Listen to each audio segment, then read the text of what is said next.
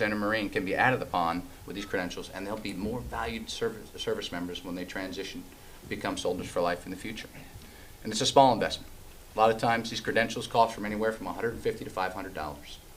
And there's no reason that we can't invest in them, because we have proven that investing in them now is a great investment for us in the future.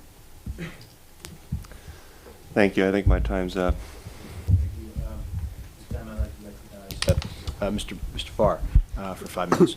Thank you very much, Mr. Chairman.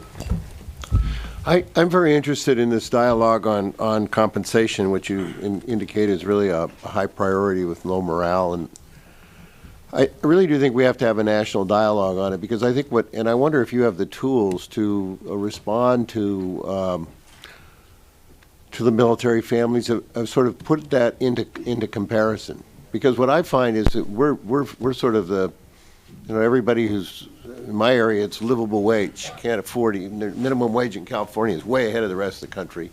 You're speaking to a Congress that won't improve the minimum wage in America. It ought to be $15 an hour to survive. But when you also put it in context, I can't believe that the private sector could really lure away people. I mean, you've got, and we're talking about it, we've got a lot of benefits here. The private sector doesn't offer the child care provisions that you do. The private sector doesn't offer free access to clinics for uniformed personnel, or a TRICARE kind of program for spouses and children.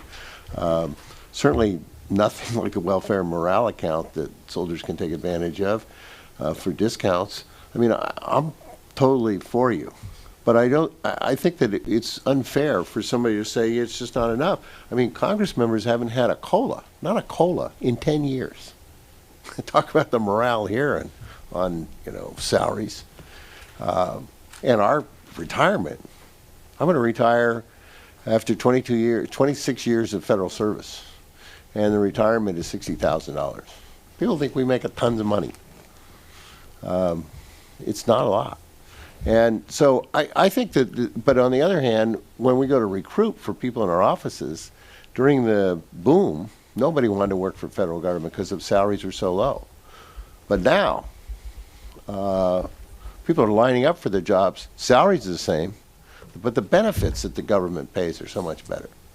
So particularly for working moms, they love the federal job. So I wish we'd put this into a real national context, because I think the anger out there the voters are expressing, sort of hating government, is because they don't understand the pros and cons here of what it is. And so that's just my opinion. I think we ought to put it into context, because if any soldier comes to me and says, I think you guys are shortchanging us, I'll say, yeah, we're not doing enough. On the other hand, you're not going to get a better benefit going working for IBM. Now, the question I really wanted to get to was, I'd like to help you in your professionalization of enlisted personnel. And I represent the Defense Language Institute, and I'm very, very interested in your concepts or your ideas on asymmetrical threats. Now's the time when we really have to understand the languages and, more importantly, the cultures of other countries. And should we be allowing the senior enlisteds into programs like and into the Naval Postgraduate School, which is usually an officer candidate school, or AFIT, or DLI, Defense Language Institute, for those kind of training, professional training in languages and culture? So, Congressman Farr, if I could, one last question. I just want to throw this out there for staff and everybody. When the discussion here about lowering the BAW, we entered into contracts with the private sector to build all the community residential housing, and that contract promised that contractor for 50 years they would be able to collect the BAW, and no one told them, hey, we're going to be changing that formula. What's that going to do to the...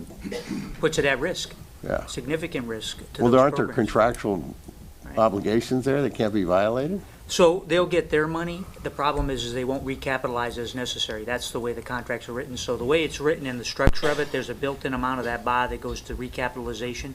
That is exactly where they will take it. They will sustain their ability to fulfill, their obligations to their employees and their investors and everything like that, but it will in turn not be able to sustain a 50-year program because the recapitalization won't take place. That's at least how we're being, as we have our dialogue with them with these discussions. Mr. Chairman, we ought to just take that issue and try to get to the bottom of it, because it's going to require billions of dollars. If I could respond to your comments, sir, and then I will certainly agree with you about what you're talking about, the opportunities for education and language-enabled airmen, specifically for my thing. But I think you're absolutely right. We need to have this conversation about compensation about those that serve their country. But let's have the real conversation of what we're asking them to do. Yeah. Because we're not asking everybody at IBM to travel the globe and put themselves in harm's way and come back a different person for the rest of their life, and their family have to contend with that. If we want to have the real conversation, let's have the real conversation, not just try to arbitrarily, correlate their service, what they do for their nation, to what anybody else does for our nation. This is unique. It is less than 1% of the American population that serves their country and is willing to do what they do. So fair and appropriate compensation is the right conversation. What that is, we do have to decide.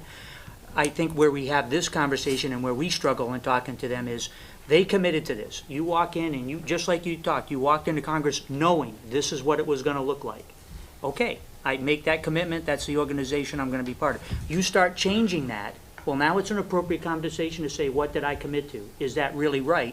And our nation can't afford to have these folks after the investment that we put into them, that the country puts in them to be capable airmen. So I think it's right to have the conversations, but in the right context also of what we're asking them to do. You couldn't be more appropriate, and we're trying to do this in the Air Force. So we are sending senior enlisted to language-enabled programs. We have them embedded in AFSA. We've talked about this over the years as we've come before your committee. So I really appreciate your continued support and emphasis on the value of that in creating a more capable serviceman or woman to be able to do what our nation is definitely asking them to do. Yep. I need to recognize at this time Mr. Jolly for 5 minutes.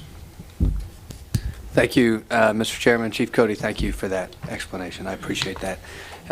Sergeant Major Daly, I want to follow up on a conversation Mr. Valadeo had. You've been very gracious in working with me on this credentialing